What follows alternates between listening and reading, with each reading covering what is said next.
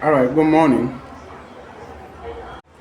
So, welcome to the meeting.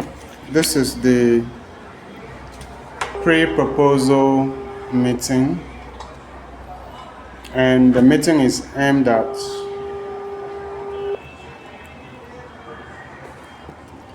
acquainting you with the information that you need in order to write a good research project proposal.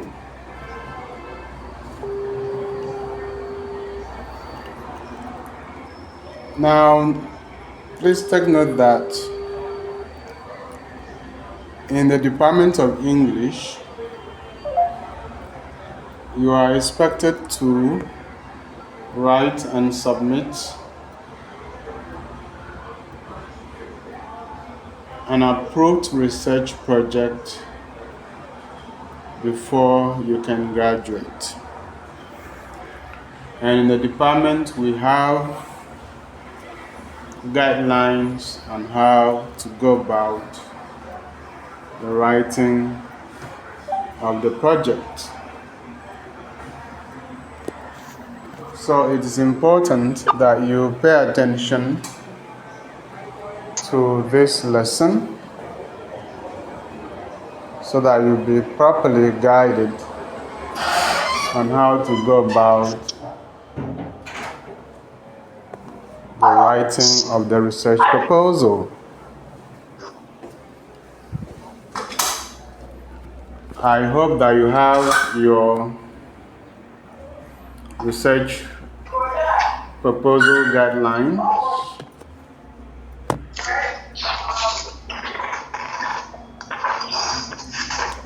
because you need it in the course of the lecture.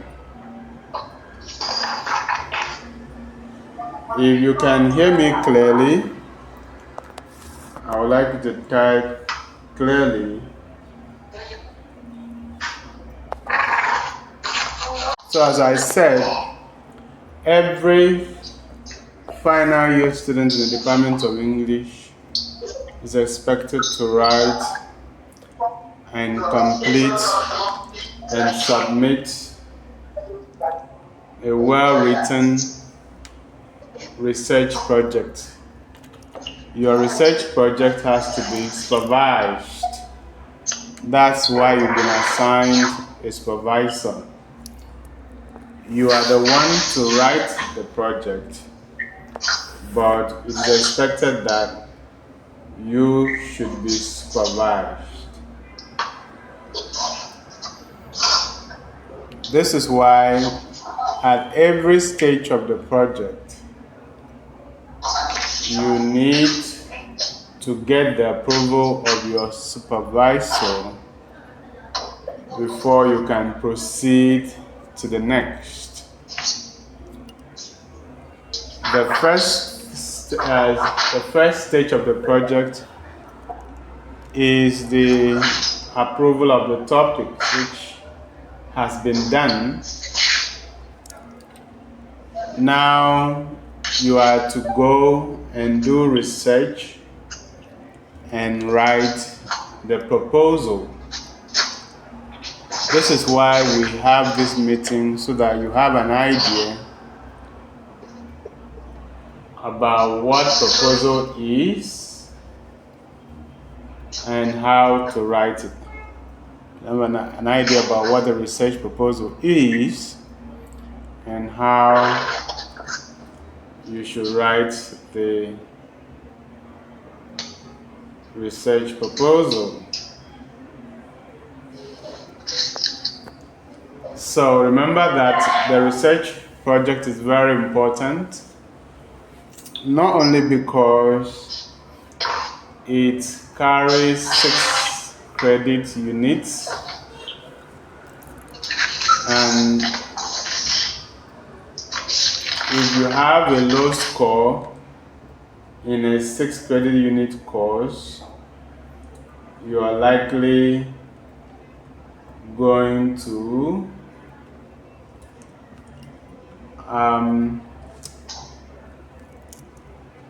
ruin your CGPA. But if you have a high score, it can ultimately um, help your CGPA. So that is why you need to take the research project seriously. You need to give it your best. Apart from that, writing the research project yourself and succeeding at it gives you confidence as a researcher and boosts your morale in performing life tasks generally, especially meeting and overcoming challenges. So that is how you're supposed to view the research project. It aims at preparing you for life, teaching you patience, teaching you hard work, teaching you perseverance, and all the other virtues that you need to survive when you graduate. It is in the research project that we know those who don't give up, who follow through tasks, who keep to instructions, and those who have the right attitude to life. So that is how you're supposed to think of the research project. You need to write the research project yourself because there are consequences if you don't. If you find out that you didn't write the research project yourself, you'll be in trouble. So it's very important that you do this yourself. So I would like to go straight into the research proposal because as you look at your research guidelines, we've done topics generation, we've done gathering of working bibliography. Of course, we talk about bibliography in the course of talking about the research proposal. All right.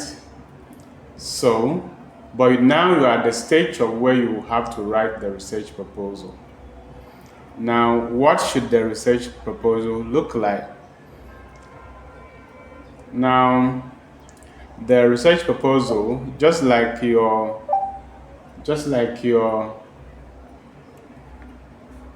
seminar outline that you submitted, should have a cover page. So you just follow the same format for that cover page. You write the topic of the research project by, then your name, and then a research proposal submitted to, then the name of the supervisor, and so on and so forth, and then terminating in May 2025. Okay, so but when you get into the main section of the main body of the work, you should understand that the research proposal is different from chapter 1 of your research project. They have some similarities, but if you are not careful, you are going to make your research proposal to look like chapter 1 of your research project, and it's going to be rejected. That is why you need to pay attention to this class. That's why you need to pay attention to the class. So the first item that you have, or that you should have for your research proposal, is the title of the project. Okay, I've seen some beautiful titles here, like Discuss on Aesthetics, Customs and Props in an Traditional marriage performance. That's the title of your research project. I have seen postcolonial poetics in Razak.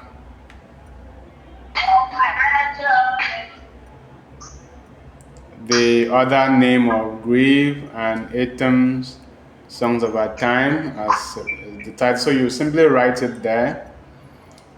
So that's the first thing you write for your research proposal. Please take note. If you have pen, write down. But if you have the research guidelines that I sent to you, you should follow it. All right. The next item there is statement of the problem.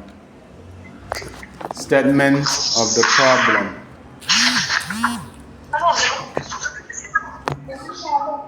Statement of the problem. So after the title of the research project, the next thing you should write there is statement of the problem. Statement of the problem.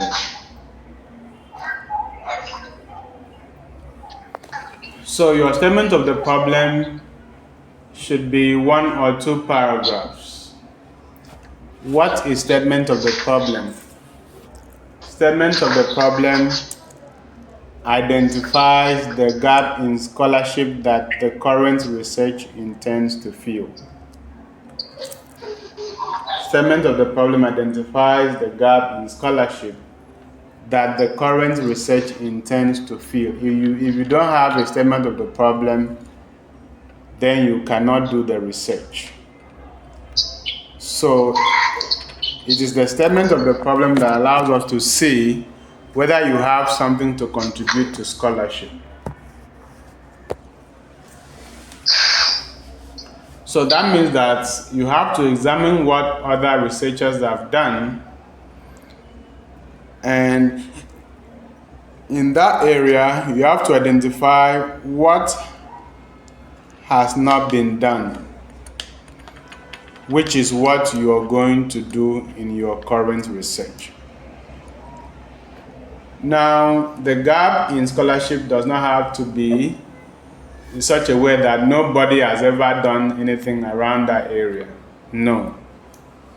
There are usually researchers who have worked on a particular area, but you want to bring a new perspective to the area.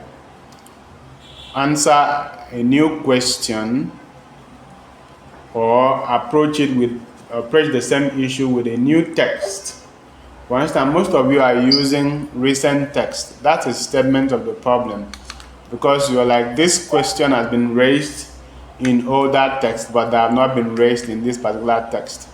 Or this aspect of the issue has been raised in this text, but this other issue has not been raised.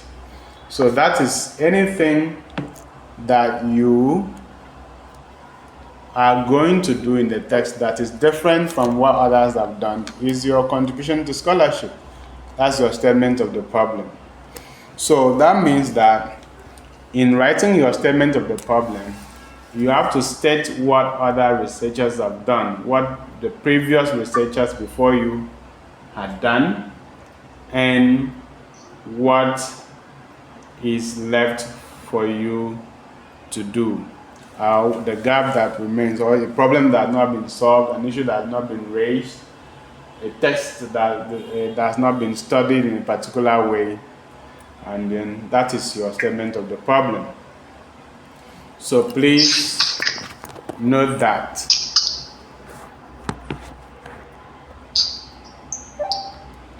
So as I have said, using a new text to approach an old issue or theory is statement of the problem. It's allowed. Okay?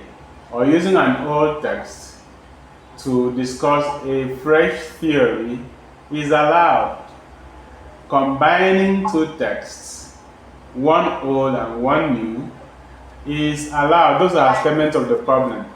Or moving away from literature to look at maybe oral literature or maybe film is still statement of the problem. Okay, this issue has been studied in drama. It has not been studied much in poetry, or it has been studied in poetry, drama, and prose, but it has not been raised in the movies. And I'm studying a movie, so that statement of the problem, raising the issue in a movie, that statement of the problem. Okay? So, and that's where your contribution to scholarship is, as far as statement of the problem is concerned. Then, after that, the next thing you should talk about in your proposal is aims or objectives of the study. Aims or objectives of the study.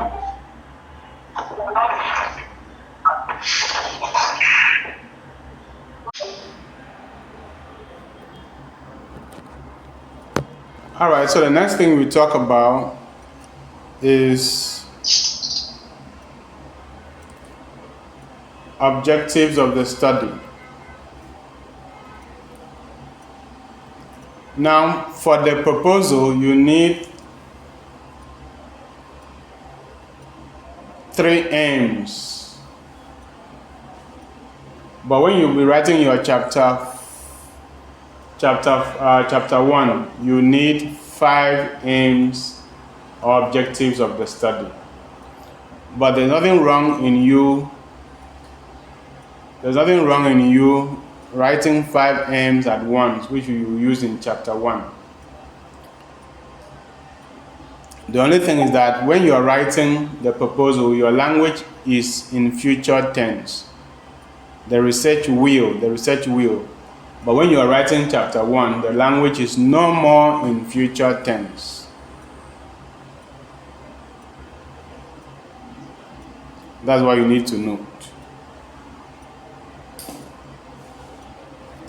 So you need between 3 and 5 aims and objectives for the study. Aims and objectives of the study are measurable, testable goals that will be analyzed or handled in the main body of the research. So don't write down anything that you will not analyze or study when you get to the main body of the research. And by the main body of the research, you mean from chapter 3. Remember, you cannot write a research project if you have not read an existing research project in your department. So try to lay hands on a previous project, a good one, and see how it is structured, see how it is written, to guide you on how to write yours.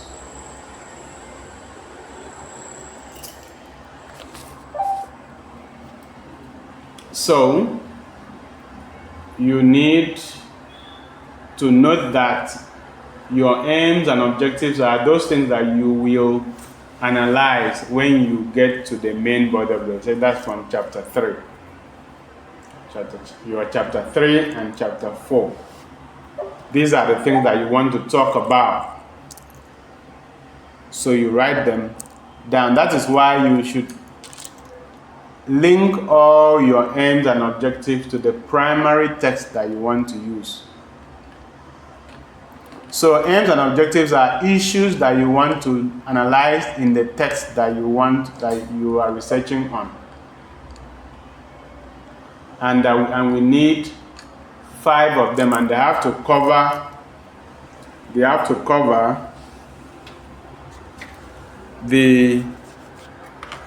the aspects of chapter 3 and chapter 4 in the research work,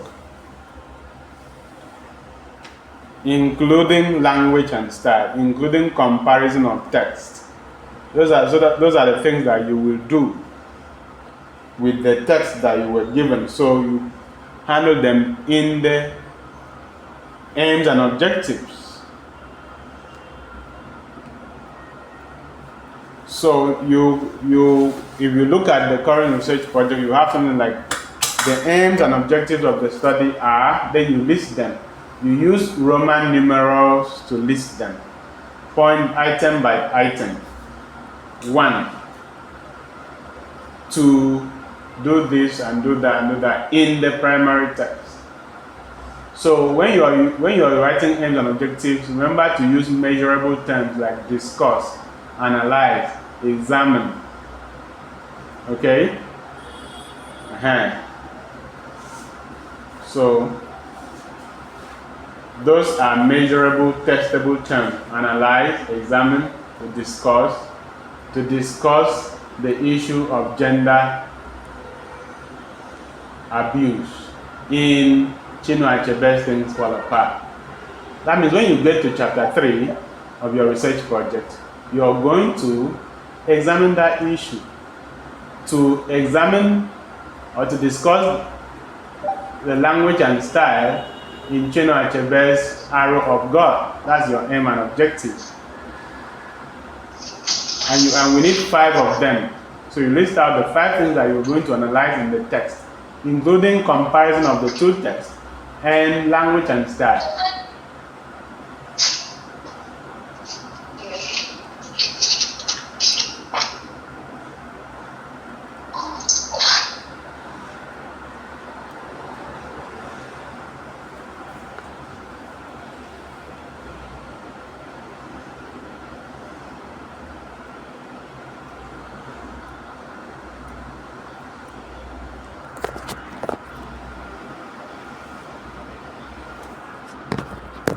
So take note of that.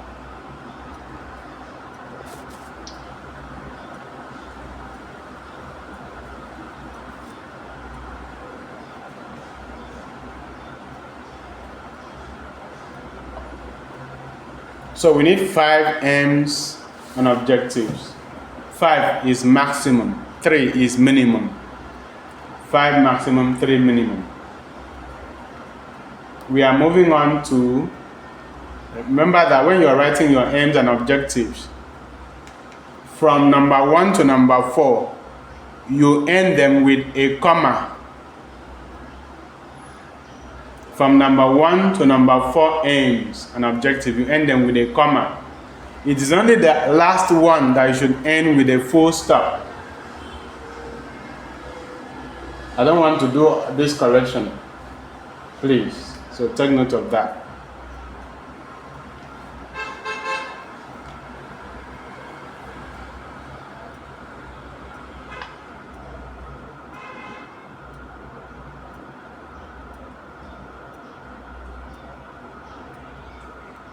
We are talking about methodology now. Methodology of the research. That is the next item you should treat in your proposal. Now, in methodology, you are telling us how you want to conduct the research.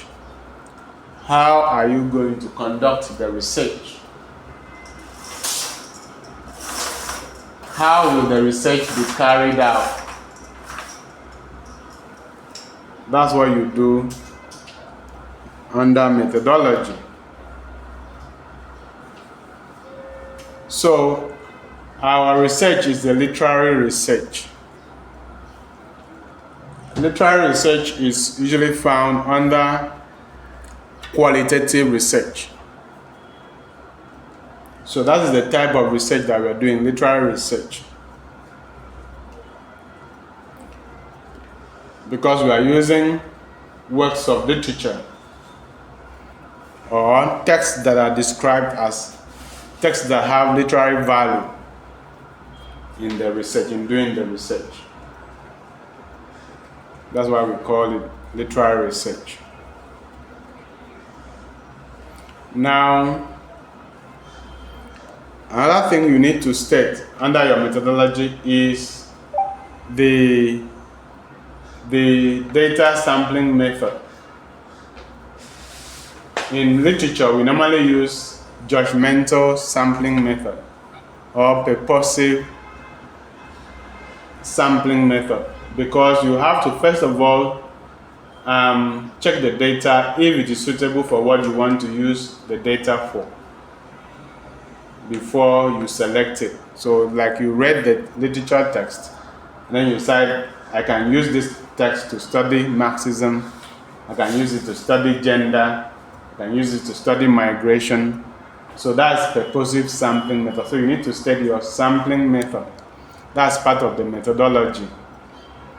You need to state the primary data sources and how you selected them.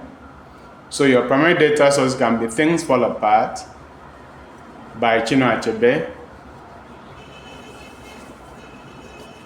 It can be Half of a Yellow Sun by Chimamanda Adichie. So you state that you've selected 2 literature texts through judgmental sampling method for the research. That's how to state your data selection. Okay? You can also state your theoretical framework. Under methodology, you must state your theoretical framework. Just state it. Say that you're going to analyze the text using Marxism. You're going to analyze the text using postcolonial theory. You're going to analyze the text using feminism, and so on and so forth. So state your theoretical framework under methodology. Another thing that you need to state under methodology is the method of analysis, the type of analysis. Okay? So the text will be subjected to critical and literary analysis.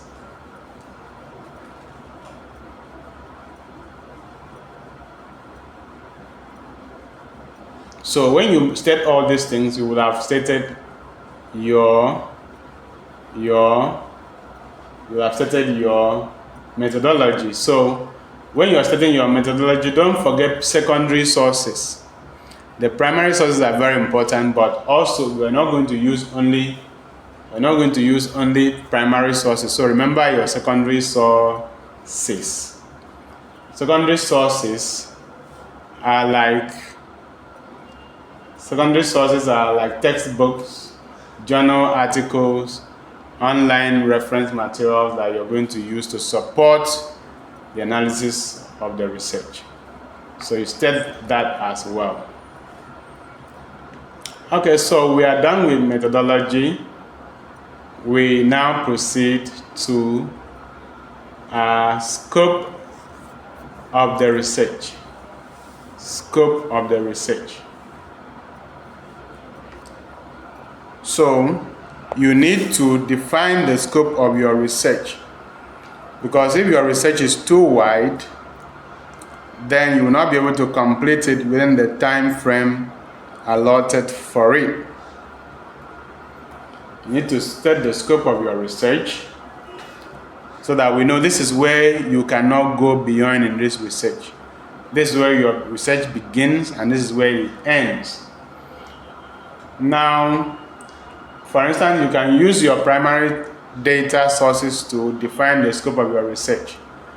That you know that this issue can be discussed in other literature texts, but you have limited it to just these 2 texts. That means it's not only these 2 texts that we can discuss these issues, there are other ones.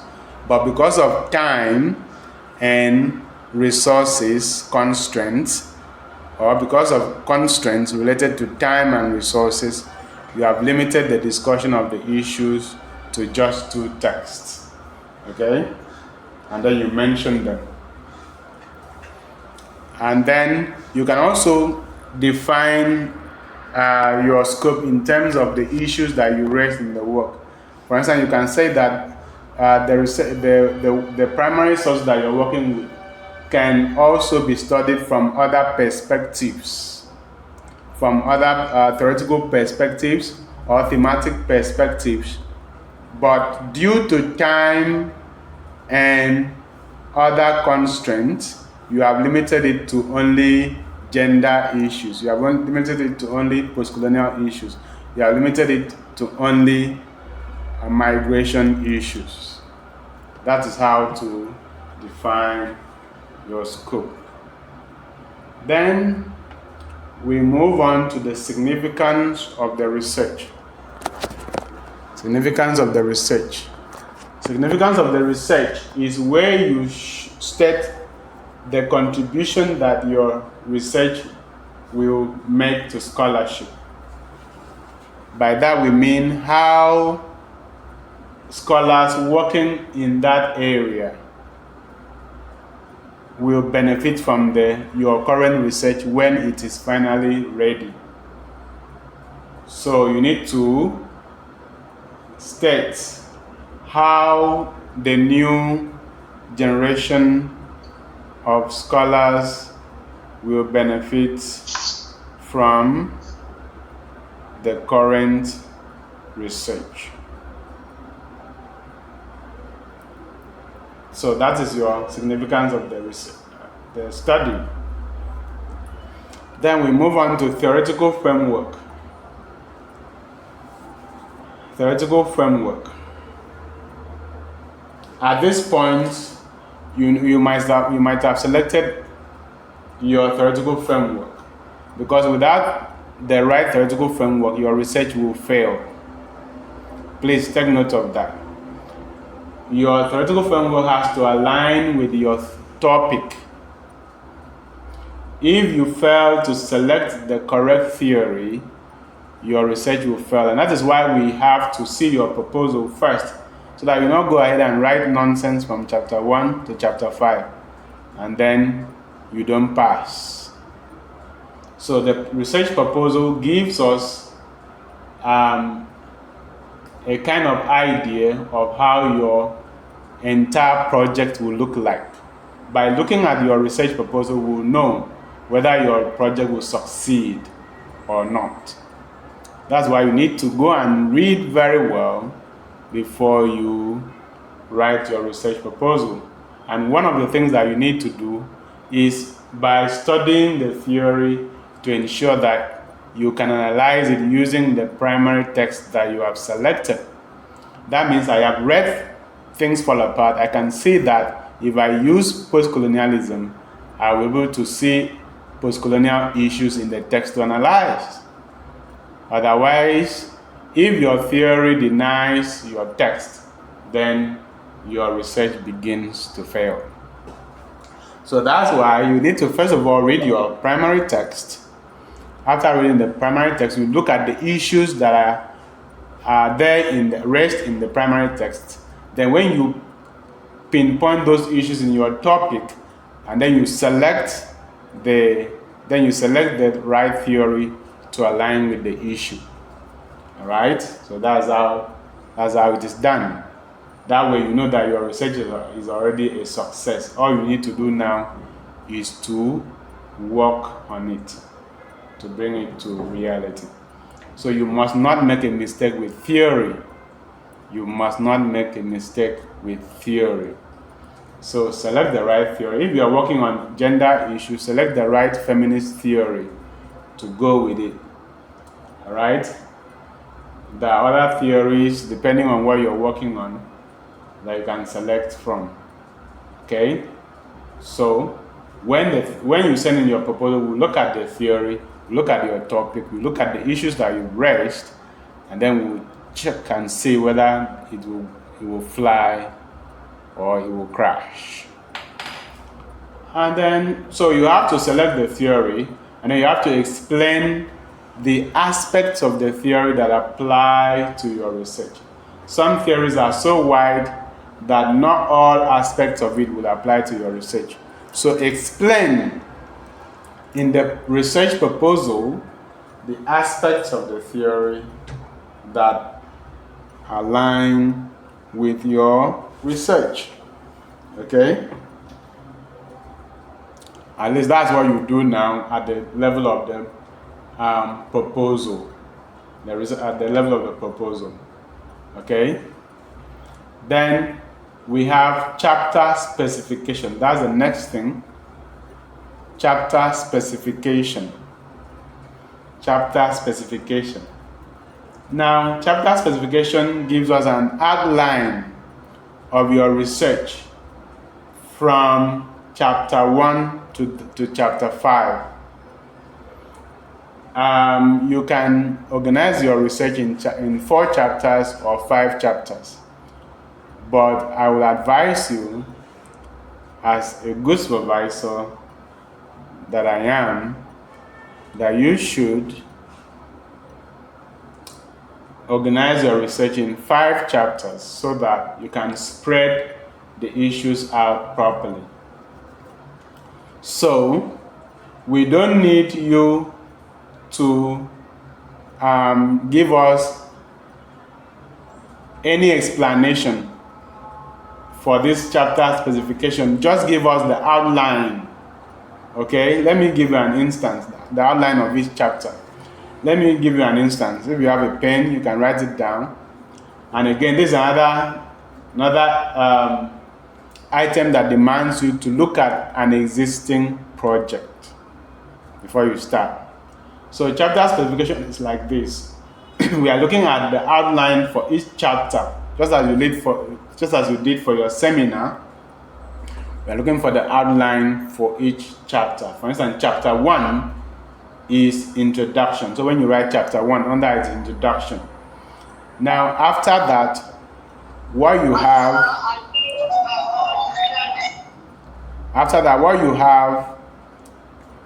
is 1.1, background to the study. 1.2. So that 1 shows that it is chapter 1. And point 1 shows that that is the first item you are treating. After that, you now look at 1.2, which could be statement of the problem. 1.3, 1.4, 1.5, significance of the study, and so on and so forth. Okay?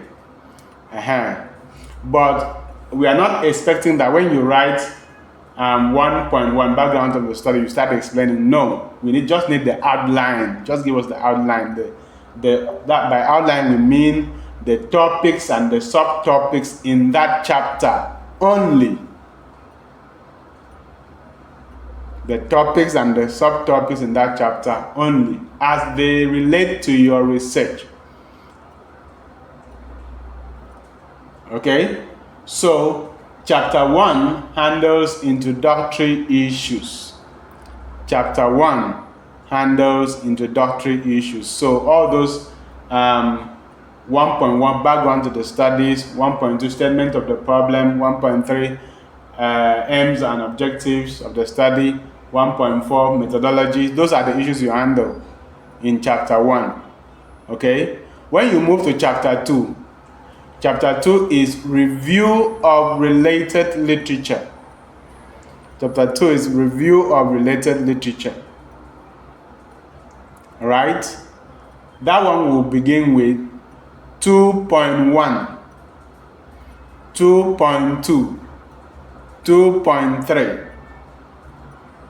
So when you get to the end. So review of related literature. What do you do in review of related literature?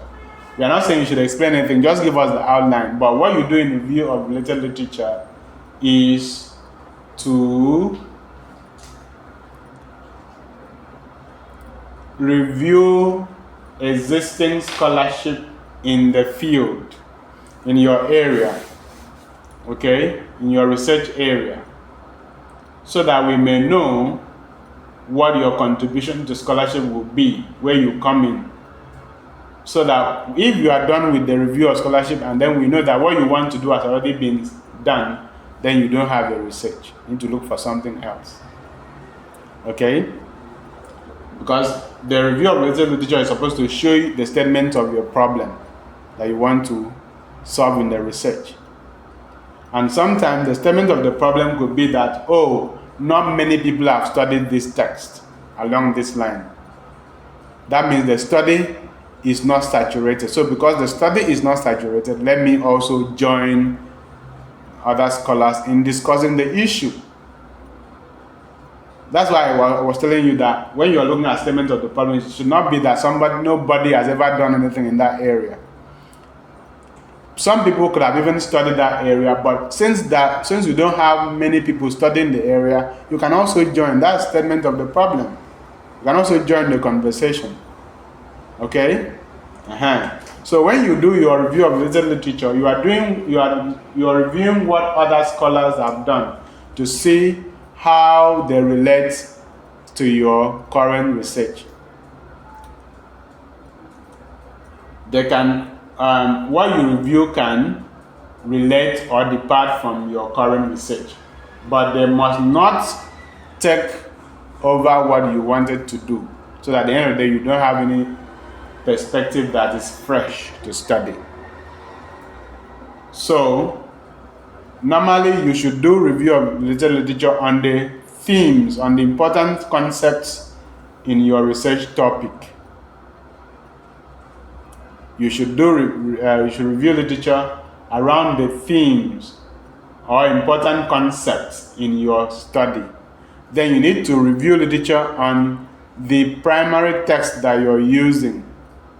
What have other scholars written about those texts? What have they studied in those texts? You should be able to review. So at least your review of literature should have 3 or 4 sections. So that means you have 2.1 review of literature on the Niger Delta issues, as if you are working on Niger Delta issues. 2.2 review of literature on things fall apart, that's if you're working on things fall apart, and so on and so forth. Then when you move to chapter 3, from chapter 3 is where you have to start the analysis of the primary text. It's where you have to start the analysis of the primary text. So that is where you do your main research. Chapter 3 is where you do the main work. You do the main study. And so you have to, some people do repeat the title of the topic, the project in chapter 3, and then go on to list sub-themes based on the primary text that they want to study. Okay, like gender issues in this text is as in 2.1 or 3.1. Gender issues in the other text as in 3.2 until they exhaust the issues. Then chapter 4 usually for comparison of the two texts and language and style. So when you go to chapter 4, you're having something like 4.1, comparison of things fall apart and arrow of God. That's what you have there. And then language and style, aspect of language and style in arrow of God, aspect of language and style in things fall apart. That's 4.1, 4.2, 4.3, depending on how you want to organize it. Then chapter 5 is the conclusion of the research, and it usually has like 3 items: summary of findings, conclusion, and recommendation for further studies. So you have 5.1, 5.2, 5.3. Then you have works cited. Works cited is not under any point because it's not part of the research. So you just works cited without saying 5 point whatever. So that is the outline. So under the outline, we are looking for the headings and the subheadings of your research work from chapter 1 to chapter 5. You need to include that in your proposal. Because when we look at that outline, we know whether your research has been well structured, because you are going to write the research based on that outline. So it's important that you look at an existing project in the department and learn from how it is structured. And then you adapt it to your own, for your own. All right.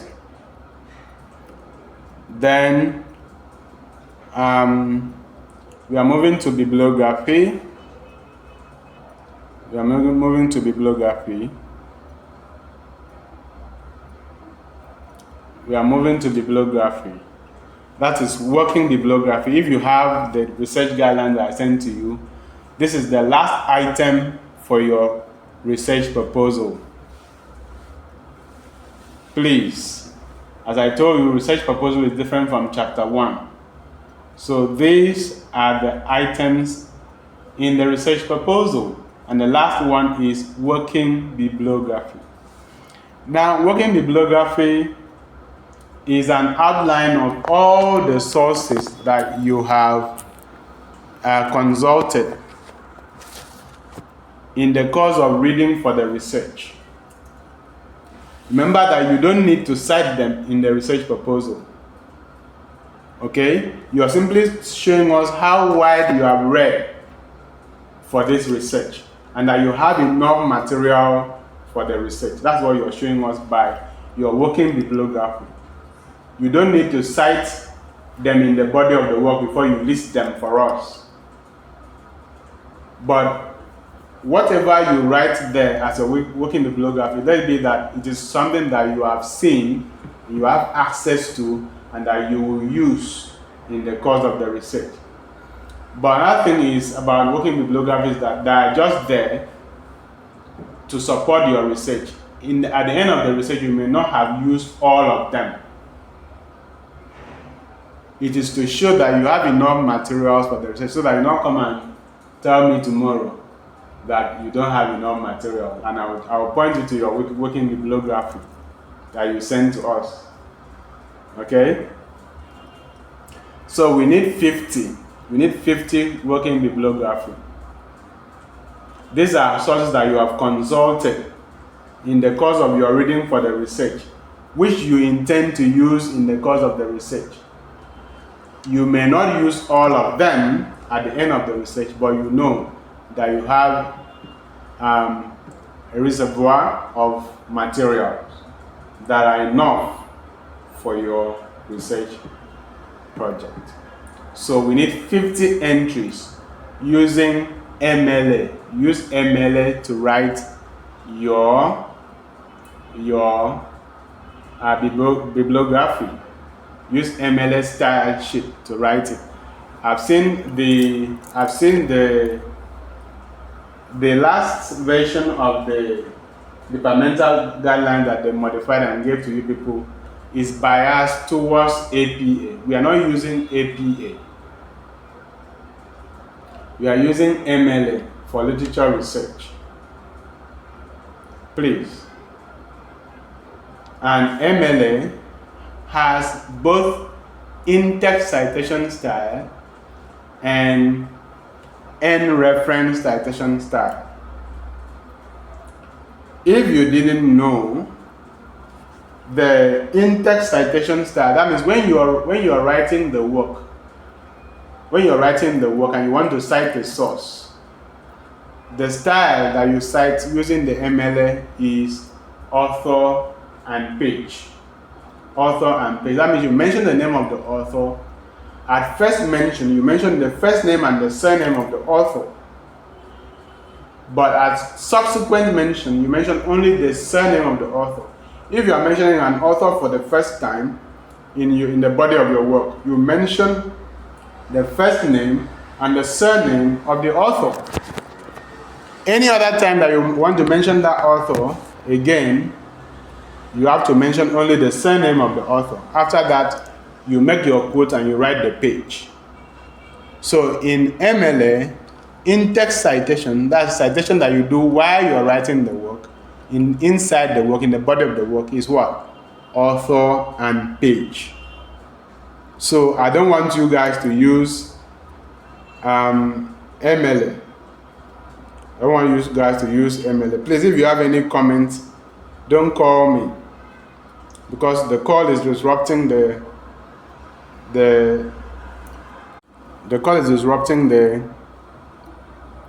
lecture. If you have any question, drop it as a comment on the platform. Do not call. We need 50 entries for working bibliography. So when you get to when you are done writing the entire work and you want to list all your references, all your sources, we call it works cited. In APA, they call it references, but in